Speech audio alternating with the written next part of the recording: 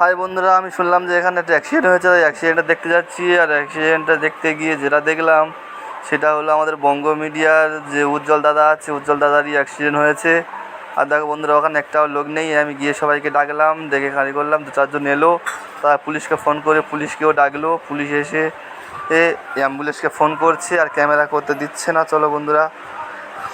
তো বন্ধুরা, এখানে এমন কিছুই হয়নি, এটা এমনি একটা ভিডিও করেছে উজ্জ্বলদা। আর উজ্জ্বলদা এটাই বোঝাতে চেয়েছে যে হেলমেট ছাড়া বাইক চালালে অ্যাক্সিডেন্ট হলে কী হতে পারে।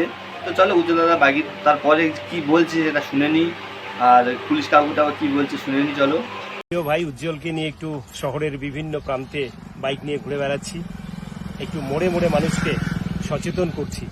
যারা বিশেষ করে বাইক চালাচ্ছেন তাদের কাছে আমাদের একটা আবেদন থাকবে, যখনই বাইক চালাবেন বা স্কুটি চালাবেন অবশ্যই একটি গুড কোয়ালিটি ফুল হেলমেট পরে কিন্তু বাইক চালাবেন।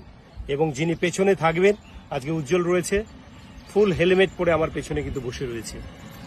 কাজেই উইদাউট হেলমেট বাইক কিন্তু চালাবেন না, তাই তো উজ্জ্বল?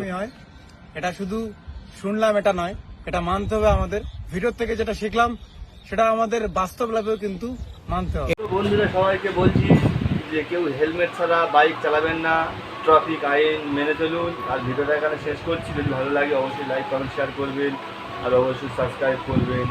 বঙ্গ মিডিয়া দা, ইসলাম।